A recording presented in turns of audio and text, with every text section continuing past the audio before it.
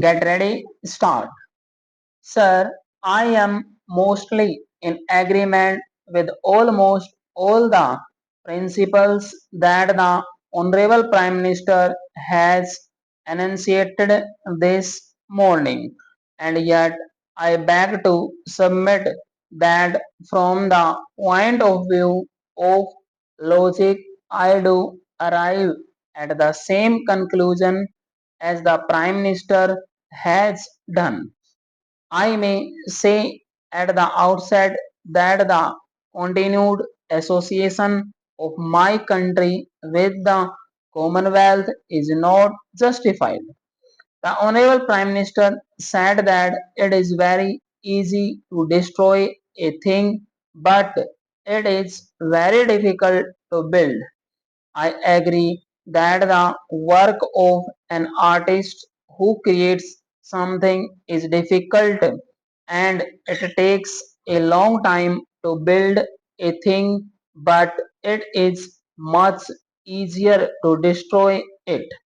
This world of ours is not being created now. It is not something new which is being just brought out.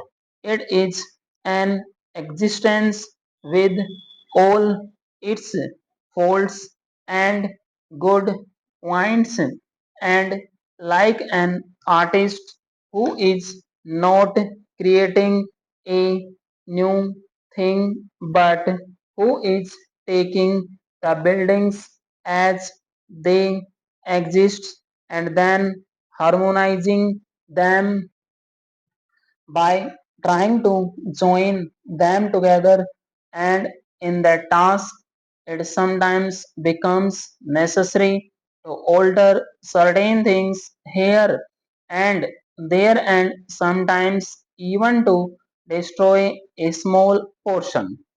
Similarly, in the small world of ours, when in the interest of a greater harmony to build a world with possibly a world government with freedom for all and with chances of development to every nation to the fullest extent, it is possible that some of the old associations may have to be served.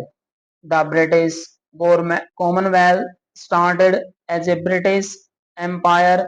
It had a purpose in this world, whether it was a colonial purpose or some other purpose.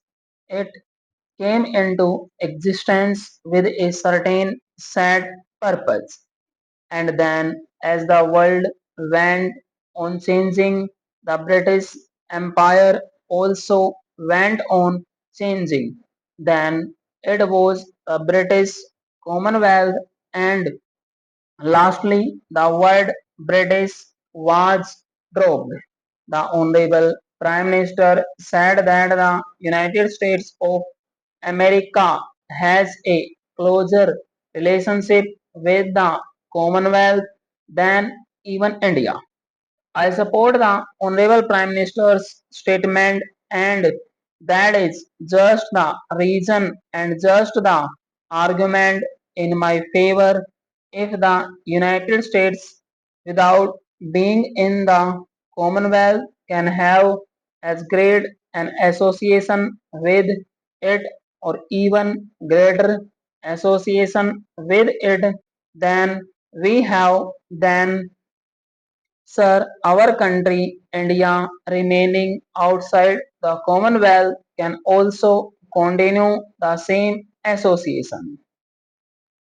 Sir, the Honorable Prime Minister was vehemently against the SEATO and Baghdad Pact and all those things that he thought were against the spirit of the United Nations.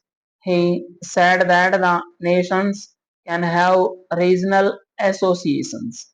Sir, you will realize that the Commonwealth is not a region.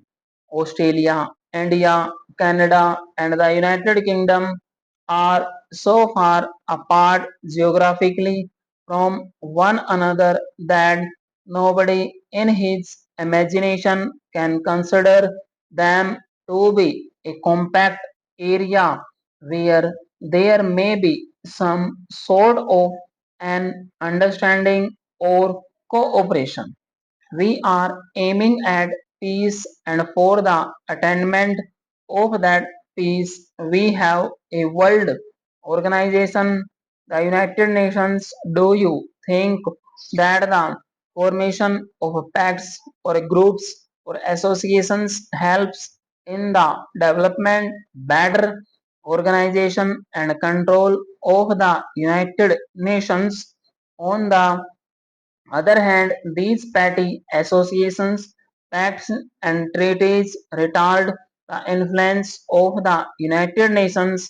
I submit that these associations defect the whole purpose of the United Nations. Therefore, if every nation tries a little to break down the small and narrow associations in the larger interest of developing that greater association of United Nations, it is a step in the right direction. Sir, I come to a few mundane matters. We have our trade relations largely with the United Kingdom. If you see the structure of our import and export trade, you will find that a large part of export goes to the United Kingdom and a large part of our imports comes from the United Kingdom. We are giving some sort of preferential duty. That preferential duty creates problems for us. Commercially, we find that the cost of production in the United Kingdom has gone up much higher than in any other country. If it is a question of import of machinery, we find that other nations are able to offer us better terms. If it is a matter of our export trade, we find that other nations are able to offer us better prices. This link with the Commonwealth acts contrary to our interests. Our sterling balances were linked up with the sterling. Sir, you know that in 1998 the sterling was worth about $5, then the sterling was devalued to $2.80. The value of the pound came down by nearly 40%. We had to devalue our country because we had linked it up with the sterling currency. If it had not been linked up with the sterling, it would have had to be appreciated by 40%. Thus, perforce we had to rearrange our entire fiscal policy in this way. Stop.